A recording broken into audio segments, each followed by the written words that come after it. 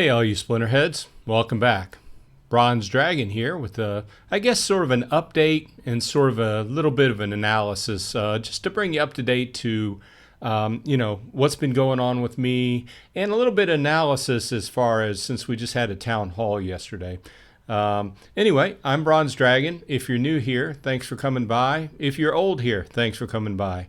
I appreciate all the likes and subscribes that you can give me. It helps me out a lot. It's been really great being able to make these videos on Splinterlands and various other games over the last, I guess, 3/4 of a year now. I started last fall, and we just passed 250 subscribers, so thank you for all that. With that said, lately I've been making a few videos on different games and such, and I started a new channel on card physical TCGs because I like those as well. But I haven't went anywhere. I'm still playing Splinterlands. I'm kind of in a holding pattern. I think a lot of people are in a holding pattern.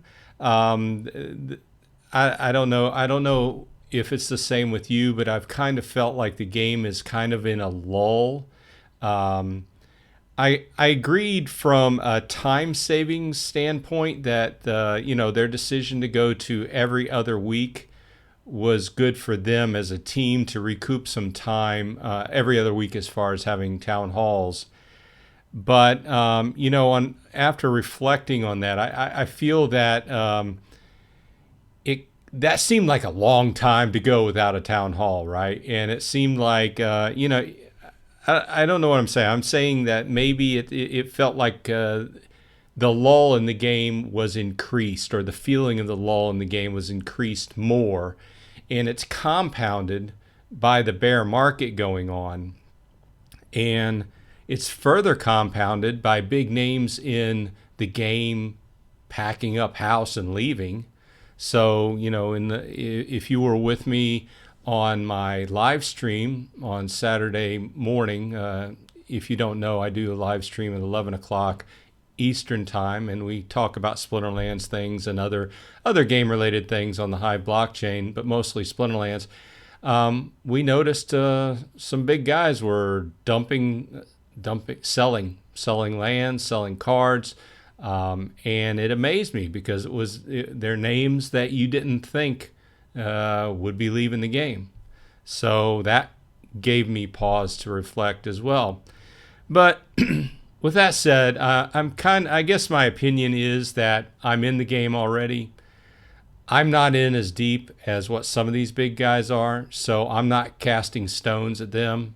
When you've got as much money as some of these guys have in the game, I can see where you would have to make some hard choices and look at the game very critically and look at the development team and the status and the market, and be very critical when you have that much money in it. I have a decent amount of money in it, but it's not an amount of money that if the game folded, I would be sad and I would be a little bit mad, but it's not going to change my life, right? It's not going to prevent me from making my house payment or whatever.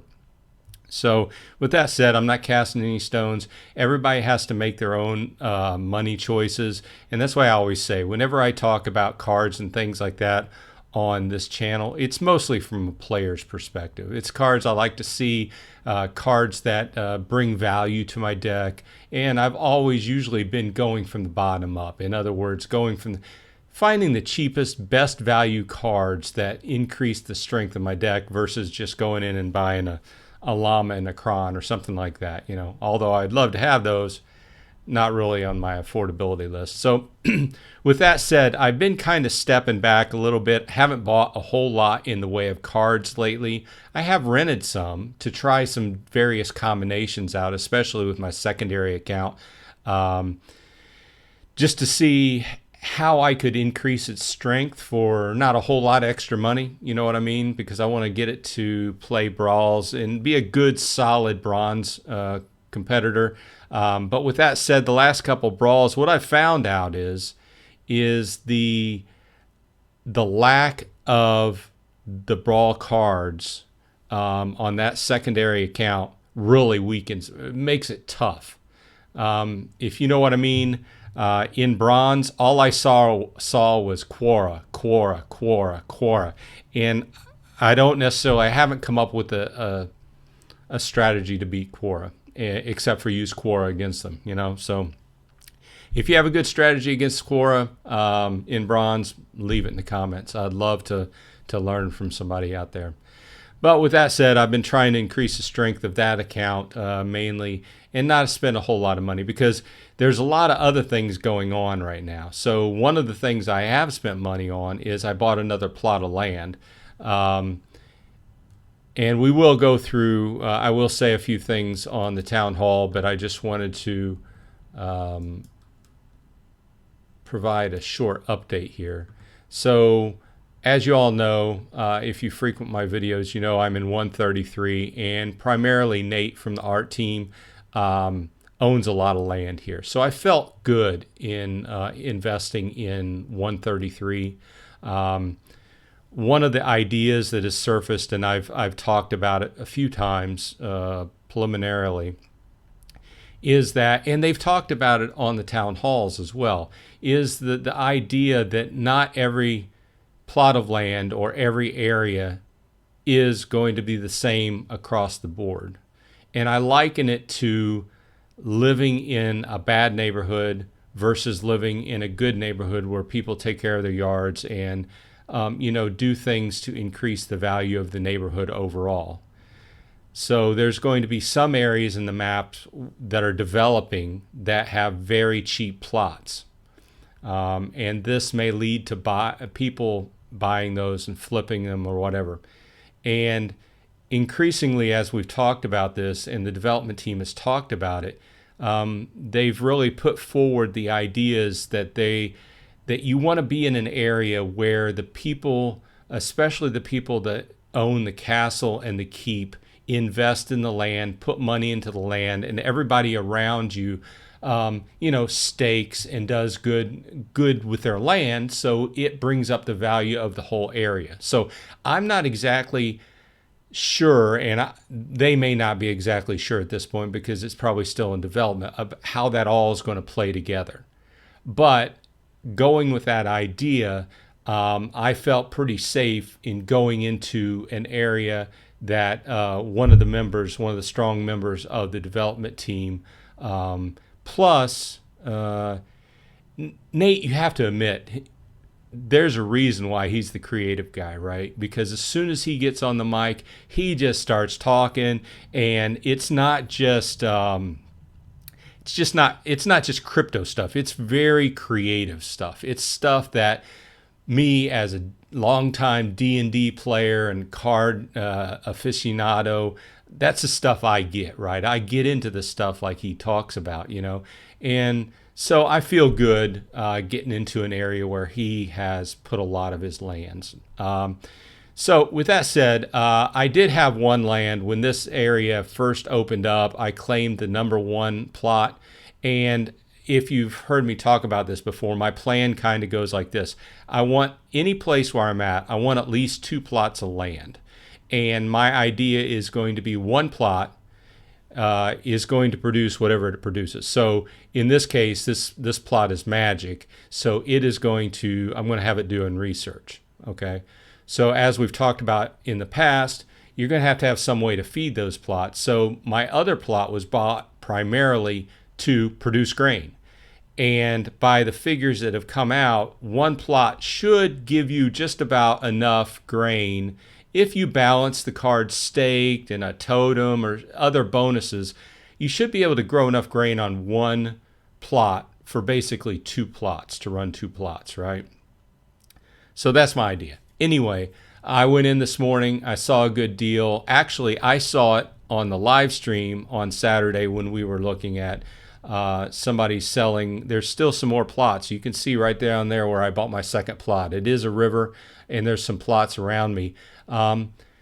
Good deals. You might take a look at it if you want to have a plot of land around me. But they're commons, and I bought mine with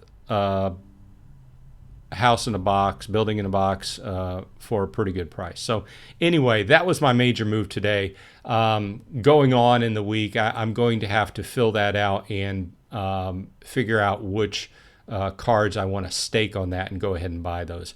I'll probably go with my strategy that I've been using and buy gold foil commons max level, maybe some rares if I find some decent deals on it, and use those. So that's what I've been doing. I've been rolling over SPS, haven't put any more money into SPS. I don't intend on renting SPS. I know that that's one of the major things they're working on. But I'm just going to go. I'm just going to allow Archmage to play my secondary account in Wild. Excuse me. I'm going to start off in, at least for the first 1 or 2 seasons after they do the changeover, elimination of bots from Modern, I'm going to just play and see how it goes. If I like it, I'll keep playing. If not, I'll roll my primary account into Wild and just see how it does on Archmage. And with that said, that's another variable, because we've been talking about, there's several people on my subscribers that talk about XBot. So the XBot token is in my view as well. I would like to try that out. I just haven't gotten around to buying one of the tokens. But I would like to try that out and kind of do a comparison. But if you're going to do a comparison between the two, you really have to be apples and apples. In other words, I couldn't do like after the switch over into Wild, compare XBot, because that would be comparing against, Modern played, 2 months ago or whatever. So it's not a fair comparison. But I would like to use the XBot token and see how it performs, because, frankly, while it still does okay, over the last several months, I have not been overly impressed with the Archmage play. Even though I've been strengthening my deck all along, every week I usually buy a card or 2 that really strengthens my deck. So, well, okay, that's that status. So let's go back and check out. I kind of wanted to give that update before we went into this, and then we'll finish off with some card pack openings. Because frankly, for a 2 weeks worth of information, this town hall didn't really have a lot to it. Maybe I'm wrong. I mean, a lot of the stuff that they were talking about is work in play, right? It's work being done on the back end. It's stuff that's not very fancy and not very shiny. It's stuff that needs to get done. It's not these brand new cards or something to attract a lot of people's attention, but it's showing that they're still working on the game, although it kind of sounds like they could really use more manpower, especially in the UI and UX department, but we'll get to that. So let's just go ahead and spin through this. I'll leave the link in the details if you haven't seen it, but I'm not going to read through it all. I'm just going to highlight a few things. So Gator started out with gameplay updates, things that needed to be fixed. The general updates fixed several issues. One thing I will bring up that I like is that they are going to add a functionality to minted cards where you can see more information. The tooltip will show more information as to when that card was minted, and it will show, actually they started talking about, let me phrase this right, what the price that card was last bought or sold at. And then, it keeps more information on the blockchain as far as that card, and it gives you more information on the card. So to me, that will be handy, because you don't have to keep a spreadsheet if you're meticulous about when you bought a card, how much you paid for it, and things of this nature, kind of like keeping track of a stock. It'll all be there. So how you can access it, I don't know yet, but we will see. So it says it here, the last market sale price and token will now be populated in cards. Find cards, history, API results. This will initially be blank for all historical sales, but will be populated going forward. So that's new stuff. And he did mention that they may consider populating the old stuff, but the new stuff going forward is the primary thing there. Okay. Item hot fixes corrected the circulating supply. Oh, he talked about this as well. They were going back through and looking at balances of cards that, and I can't put this exactly right, but there was a number of the cards, old alpha and beta cards, that were still on the books, but they were just like in the ether on the blockchain. Nobody had them. They were lost during the initial period of the game. He was talking about how the cards were generated differently back then. And now when you open a pack, the cards are generated right there when you open the pack. Anyway, there was extra cards, thousands of extra cards. He destroyed them. So the reason why that helps is it brings down the number when you're looking at the circulated supply, because to this period the circulated supply numbers were artificially inflated. So that should bring it down to be more accurate. So he went on to talk about the roadmap. Well, I kind of skipped over a few things. They talked about guild power. I did a video on that. Reference that video if you want to find out more information on that. Pretty cool, though. The guild power changes went into effect. We've talked about that before. The 5-year anniversary at this point, since it was yesterday, there's 9 days left. But they, as we all know, most of the DEC that's going to be burned has already been burned in the first few days, right? To get your best value out of that. But he also mentioned on that, Cryptomancer mentioned this. It was an answer to a question that people had, that when the 5-year anniversary prizes are given out, okay, obviously there are tons and tons more tickets than there are actual prizes. And he wanted to put this information out there that you don't have to be sitting right there at your computer at the time it's going to happen. Okay, they're going to do it behind the scenes. I'm sure it's all going to be able to be referenced on the blockchain. However it's going to do, hopefully it's going to be able to reference. They're going to be able to show that everything was done in a fair and square manner. But he said you don't have to be there and be click, click, click, click, waiting to try and get the prize or whatever. Okay, so it's going to be, the drawings are going to be done, and either you win it or you don't, and you don't have to claim it right then. You have time to go ahead and claim it if you in fact win.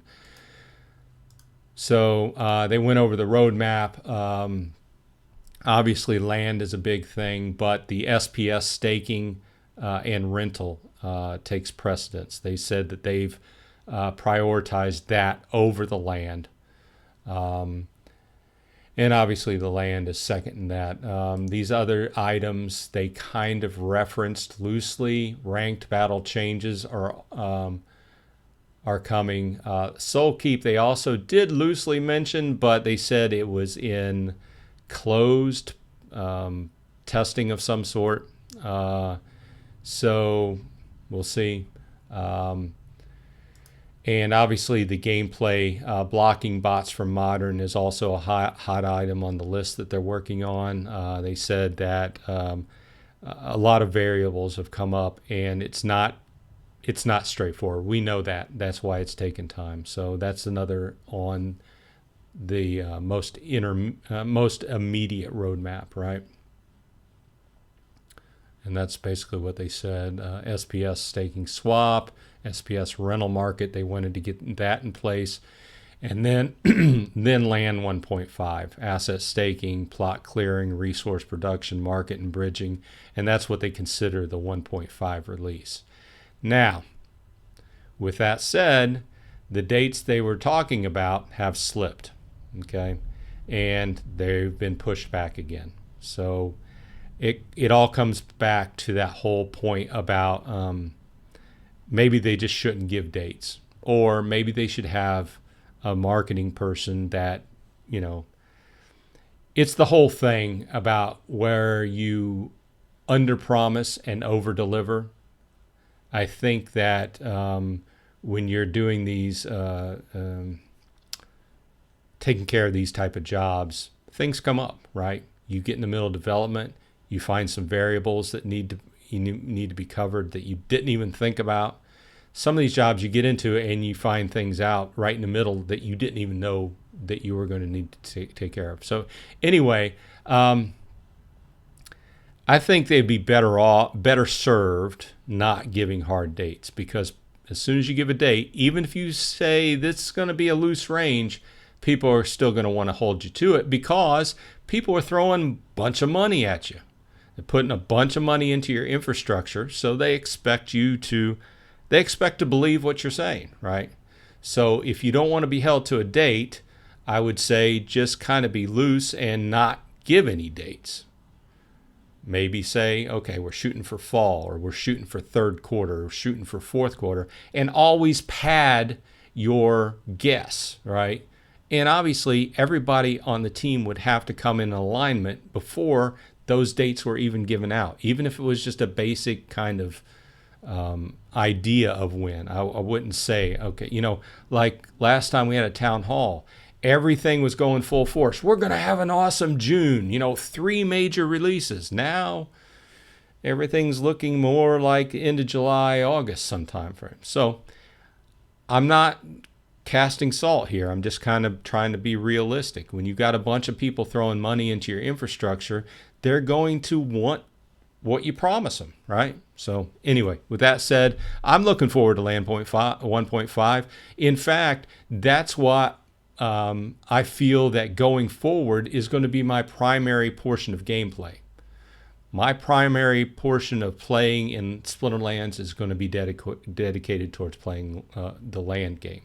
Now, if I get into it and it's very boring and it's just a suck of money, it's no ROI. Although I'm not an ROI primary guy, I want to see some return, right? If I get into it for a while and feel that it's just going nowhere, then yeah, I might change. But anyway, that's what I'm going forward with. So, and Nate brought up some various artwork, UI, UX type stuff as always, logos, some nice wallpaper like that. So, and then they talked about the Summoner. They've, if you have a little time, I would watch some Splinterlands TV if I were you, because they're giving out nice cards right, left, and center. And during this next month or summer, I didn't see whether it was just July, August, whatever, they're giving away a bunch of Summoners. That's why they call it Summoner Summer.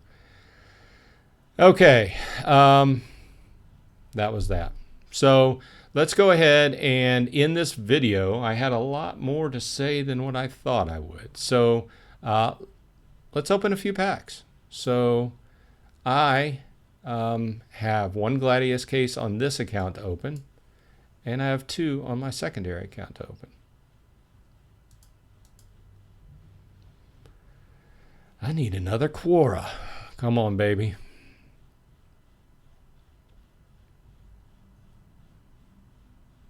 Better than average pack, 2 rares.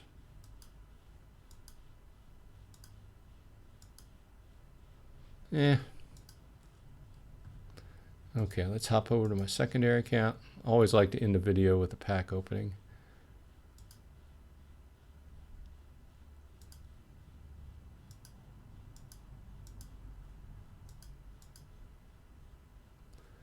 Okay. And this account really needs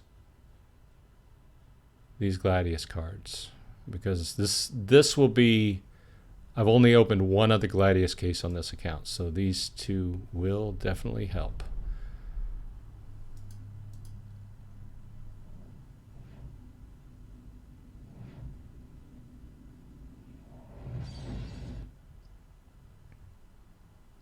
Better than average, 2 rares.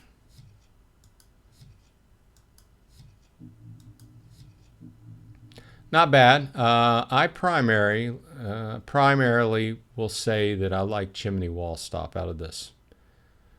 Orella, not bad, but I tend to use Chimney Wall Stop a lot for some reason on my primary account. Okay, last one, and we'll call it a wrap.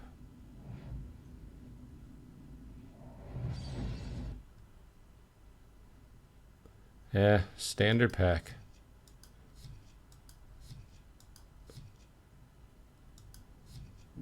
Although not too bad. Like I said, Chimney Wall Stop. I like Bertrand Gobson and Catrelba Gobson, both pretty good cards.